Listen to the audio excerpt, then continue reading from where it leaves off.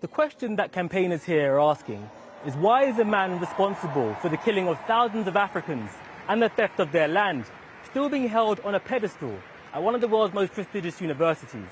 Now, the campaign to bring down the colonialist Cecil Rhodes is not new, as you say. It goes back years, but whereas back then it was considered to be a niche issue, today you can clearly see that's not the case.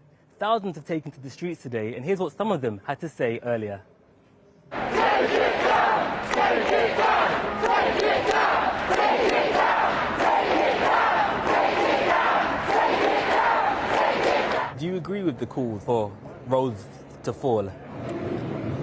I do, because he was someone who exploited people, and that shouldn't be someone that we put on a building and celebrate. So yes, I think it's time for him to come down. I believe that the statue should come down because we shouldn't be looking up to people like him, and that is literally what we're doing. We're looking up to people like Cecil Rhodes, and it's not okay.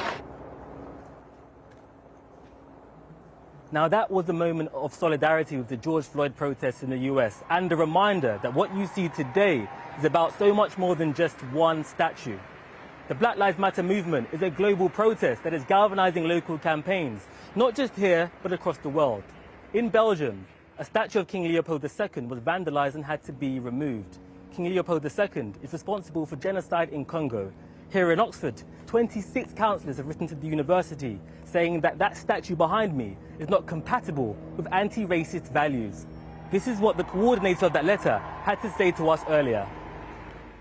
It's only in a museum where you get the correct context, where you can actually really learn about history and you can have a proper nuanced debate and discussion about historical figures. When they are put onto fancy buildings such as the one behind me in a very prestigious international city like Oxford, it sends out all the wrong signals. And this country is overdue a conversation, a really sophisticated, nuanced conversation about the legacy of empire. So, after events in Bristol with the fall of the statue to the slave trader, the question being asked here now is, will Cecil Rhodes' statue fall? And if so, when?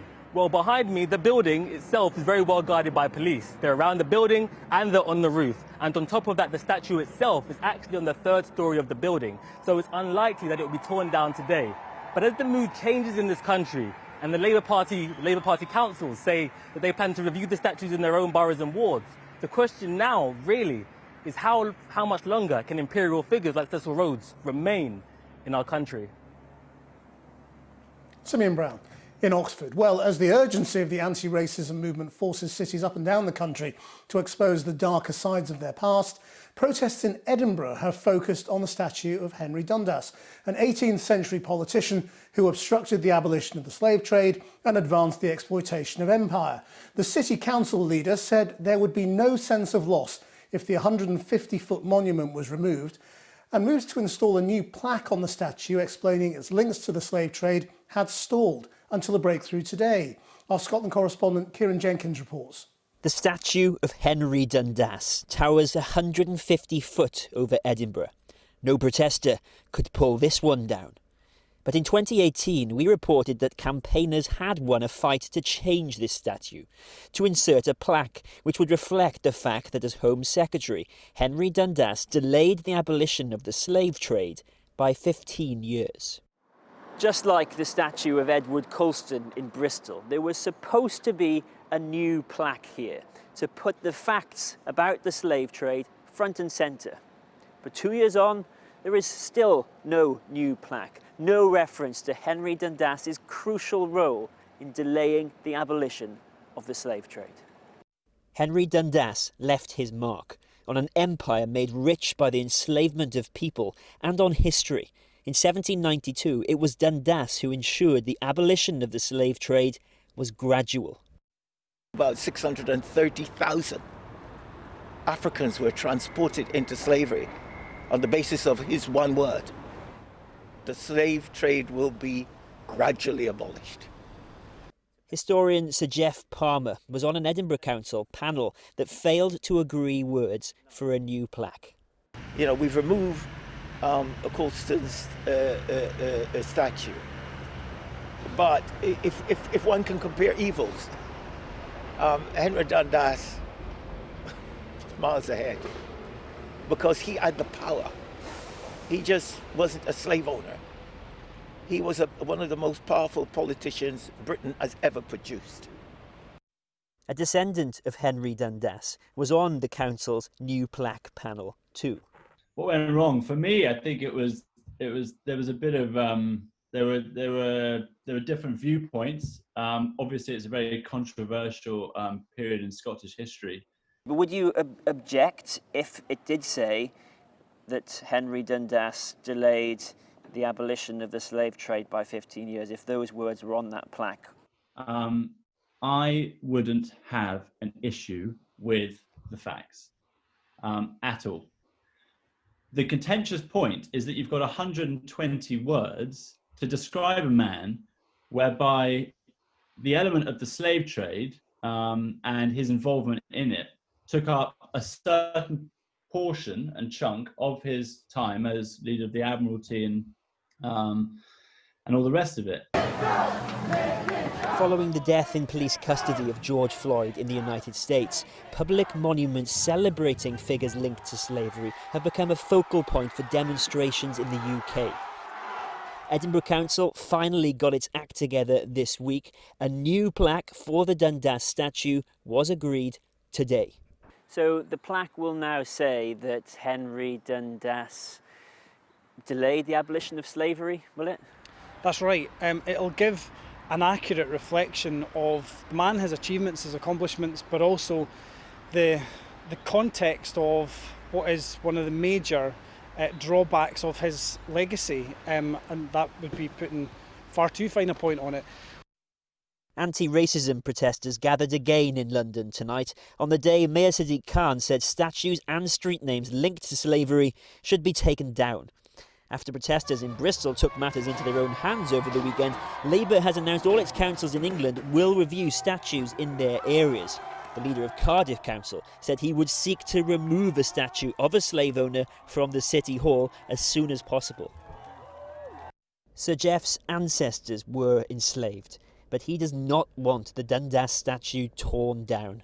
I'm not for taking statues down or street names, because if you remove the evidence, you remove the deed. And if you start doing that, you could end up actually removing black history. That plaque is there to remind us what human beings are capable of doing to other human beings. Henry Dundas's statue survives, altered. How many will not? Well, earlier I spoke to the Master of Jesus College, Cambridge, Sunisa Elaine.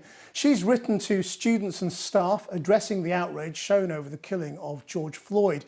And I began by asking her about statues like that of Edward Colston in Bristol being taken down. Yeah, I think so, actually. I think there's a real realisation that statues play a very, very important part in our lexicon of how, as a nation, we remember, how we exalt our past, and riven in stone how we're going to actually communicate that past to the present. And statues are very important. I recall in 2008, I was fortunate enough to be one of the women who was invited to the unveiling of the statue of an anonymous black woman in Stockwell Gardens. And it was the first time there'd been a statue of a black woman in Britain. And there was a feeling of, I felt a real kind of powerful feeling of finally included. So there's that level. And I do think that there is a movement now where people are kind of looking at this, what we've been through in the last couple of weeks. You know, you have these moments, and it just feels that there is a moment where communities are coming together and saying, actually, we have a right now to say what is riven in stone, what is left there, and how we want to actually look at it. And so when it comes to Cecil Rhodes, should Rhodes fall? I think it's up to the people of Oxford, really. I think that and obviously it's on Oriel College's watch. They have to kind of look at that. You know, the master, the head of that college, has to engage with the students, which they have been doing, and alumni and fellows and society. the society, the fellowship that she makes up, the leadership of that college. But the thing is, I think that is on a public-facing wall. So I think that's why you've got the people of Oxford say, well, we want to say in this as well. In your own college in Cambridge, you've got a Benin bronze, which you decided to send back. Has it gone back? We're hoping to be able to get that back this year, but clearly there's a global pandemic and travelling is not as easy as it was. But I think the important thing is that we've gone through the acknowledgement that we don't own it, that it belongs to the Court of Benin. So I think that's the important thing here. How lonely has it been for you leading an Oxbridge college as a black woman? Things have changed in Cambridge. I don't find it lonely. And also, I'm not one of those people who kind of, I remember one time I was at a meeting. I can't remember exactly what the meeting was. It was something to do with the media, Krishnan. And so, of course, you know about the situation in the media. But someone said, oh, it must be so hard for black people to walk into boardrooms where you're the only black person. But you know what? We do it. We do it, and we do it because we've prepared, we've read the subjects, and we're not just black people. We are people who are able to analyse and look at markets and look at different spaces and sit around the board table quite equally with other people. You sound very optimistic. Do you know what? You have to build society from a position of optimism. And in a way, this moment has come. And in the message I put out to students, which I did, I drew some parallels between when I arrived at Cambridge and where we are now, and the kind of long list of moments all through there and before then that as a black person you face with that conversation you have with your child when you say, I need to explain to you about slavery, you're 6. And sometimes people think, the conversation you have to have with your child is about sex education, but it isn't. It's actually about this. So I do feel optimistic. I feel optimistic because I get a real sense that across the world, this is one of those moments where we're stepping across it together, all peoples, and saying that this is enough.